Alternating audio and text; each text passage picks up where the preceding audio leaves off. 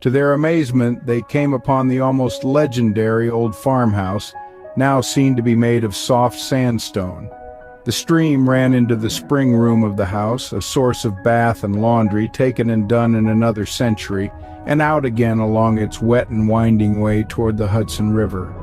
A small forest hushed and protected the cottage. The leaves of autumn painted a colored scene of yellow and crimson, backed closer to the house by the ever-during green of the pines.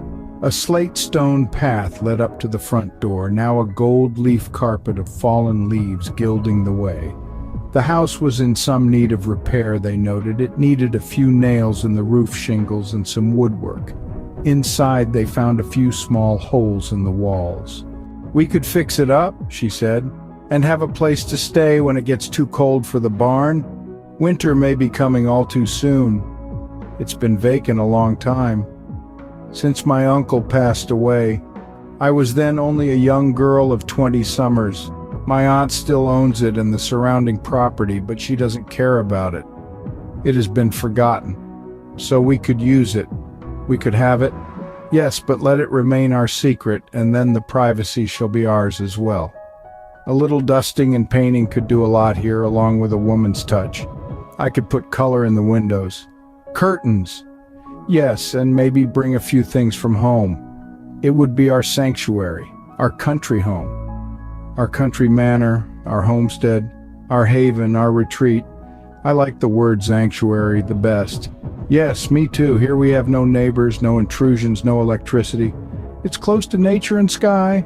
They plugged the holes in the walls with rags, dusted off what they could with old sponges from the spring room, and then checked and cleared the flue, and started the fire burning from some wood piled nearby, as if the former occupant had fully intended to live through the winter in which he died. "I'll go back and get the food and the sleeping bags, and bring in some hay to use for the bedding. We can stay here into the evening. It's so romantic, Peter." While he was gone, she found a candle and an old lantern and put them where they would be handy. By the time Peter returned, afternoon had descended and coolness had risen. In front of the fireplace, they laid a blanket over the hay and put the sleeping bags over that. They then put their heads together and tried to read a book aloud, but managed only a few pages, for as the flames flickered and flared, the glowing embers of love kindled into ripening kisses and swells of passion that surged like a storm tide. Kisses from lips already flushed and swollen from sensation, new kisses, teenage kisses, like those exchanged on vacations or given in the back seats of cars, first kisses, exploring kisses, endless kisses. Their clothes fell away, suddenly useless trappings. His breathing soon fitted to her own, a wondrous human and loving spirit like a mist drenched and flooded them, their souls being filling into form like rhythm into a poem. The tide broke through the sandbags and overran the shore, the water rising past all previous marks. Her lips wandered over his chest and ever downward, and she was soon kissing all skin. As he, turning round, parted her long legs and rested his head on her inner thigh, she turning sideways to accommodate him and resting her head on his thigh as well. And so they together caressed and kissed those intimate areas so boldly presented, Soixante Neuf style, stopping only to feel the waves pass up onto the shore, wet the sand and then recede again, but ever echoing as a watery visitation of all that is sweet and pure and good, the image of a mermaid riding on a porpoise perhaps along the margin of sea and land. Their rhythm rippled the water, raising the tide even further, and this jostled the ship's bells into ringing, which then danced the lights of the river buoys across the sea and sky, all vibrations from hearts that were satisfied. After a timeless time, Peter entered the Alpha and the Omega of all things, and many leagues later, leaned back, still connected, and pulled her up onto his lap, his legs in the yoga position, providing a garden whereupon she could sit and bloom as a lotus flower, and there they gently rocked, the stamen of his manhood pointing up into heaven, her universe accepting him openly, all around him, he within her, she onto him. The emptiness filled and the fullness emptied, the blessings raining down from above in the form of peace, serenity, and love as they steamed through emotion's ocean as co-captains in their relationship. And as each loved and was loved, this world, this sometimes wretched world, with all of its foolishness, work, hurry, and scurry, pain and worry, quickly faded away into nothingness. The mermaids glided deep and finned, sea come shore, as the dark tide of sleep swept away the sind, and the couple, warm within the quilted sleeping bags beside the fire's glow, dreamt that they were seagulls afloat on the wind. Being the first to wake from this reverie in the sandstone farmhouse, Angelina whispered from the cliffs of consciousness to Peter, and he slowly drifted up from the valley of sleep. "Peter, we must go now so you can attend to your responsibilities. I'll come back here while you're away and I'll work on our house some more." "Okay, let's meet at the cafe for breakfast on the next day's morning before work."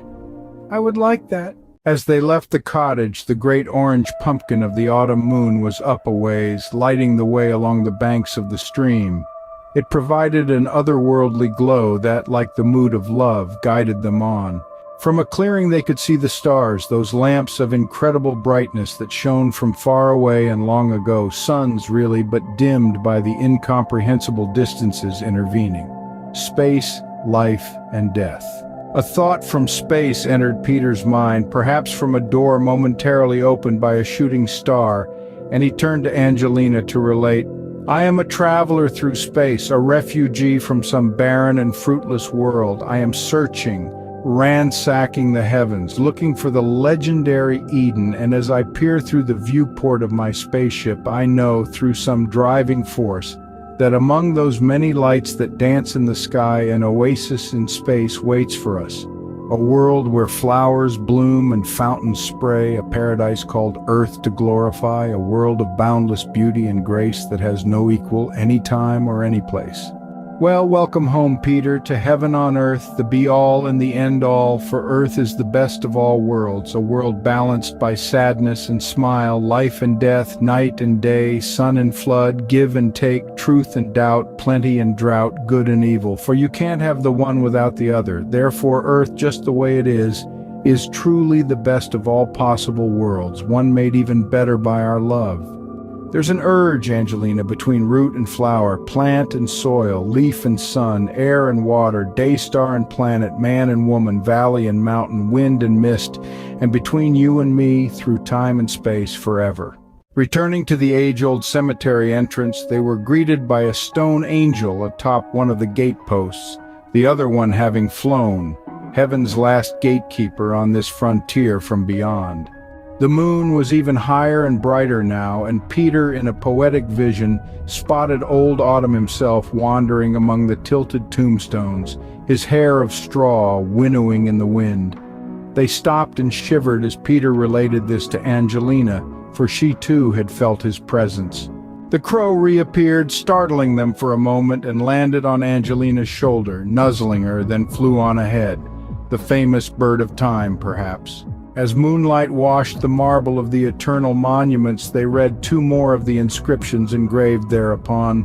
To me it was all a moving picture show, attended by mysteries, row upon row, that were faceless, laughing in the dark below. So I laughed too, and better enjoyed it so.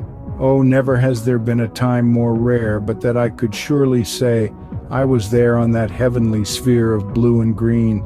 Yes, I was there in life extraordinaire. Leaving the cemetery and ever looking down to guide their footing, they noted the poison ivy and carefully sidestepped it. Further on they spotted, beneath the cedars and silver maples, a vigorous undergrowth of vegetation, brought forth like a second spring by the extended autumn.